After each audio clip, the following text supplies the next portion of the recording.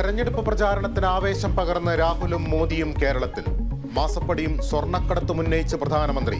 സ്വർണ്ണക്കടത്തിൽ പ്രതികളെ രക്ഷിക്കാൻ സർക്കാർ സംവിധാനം ഉപയോഗിച്ചെന്ന് നരേന്ദ്രമോദി. गोल्ड स्मगलिंग स्कैम में अपराधियों को बचाने के लिए पूरी सरकार लगी हुई है. രാജ്യത്ത് നടക്കുന്നത് കോൺഗ്രസ് സംഘപരിവാർ ആശയങ്ങളുടെ പോരാട്ടമെന്ന് രാഹുൽ ഗാന്ധി. തൃശൂർ പൂരത്തിൽ ആന എഴുന്നള്ളിപ്പിന് മാർഗനിർദ്ദേശം പുറത്തിറക്കി ഹൈക്കോടതി. ആനകളുടെ 6 മീറ്റർ പരിധിയിൽ ചെണ്ടമേളം, തീവട്ടിയടക്കം പാടില്ല. ഉത്തരവ് തിരുവമ്പാടി ദേവസ്വത്തിന്റെ ഹർജിയിൽ. കുട കൈമാറ്റത്തിൽ 6 മീറ്റർ പരിധി പ്രതിസന്ധി ഉണ്ടാക്കുമെന്ന് ദേവസ്വം.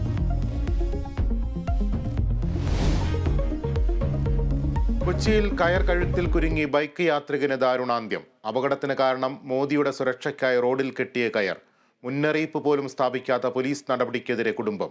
കൈ കാണിച്ചിരുന്നുവെന്ന് പോലീസ് വിശദീകരണം.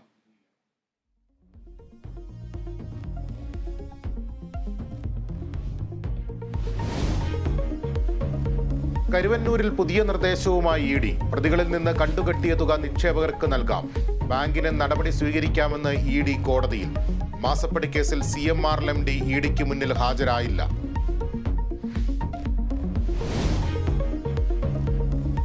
ഇസ്രയേൽ ഇറാൻ സംഘർഷ ഭീതിയിൽ പശ്ചിമേഷ്യ. ഇസ്രയേലിന്റെ തിരിച്ചടിക്കാനുള്ള നീക്കത്തെ പിന്തുണയ്ക്കാതെ അമേരിക്ക. മധ്യപൂർവ്വദേശം യുദ്ധഭീഷണിയിലെന്ന ഐക്യരാഷ്ട്രസഭ. സ്ഥിതി ശാന്തമാക്കാൻ ശ്രമങ്ങളുമായി ഗൾഫ് രാജ്യങ്ങൾ. ഇറാൻ പിടിച്ചെടുത്ത കപ്പലിലെ ഇന്ത്യക്കാരെ കാണാൻ എംബസിക്ക് അനുമതി നൽകി ഇറാൻ.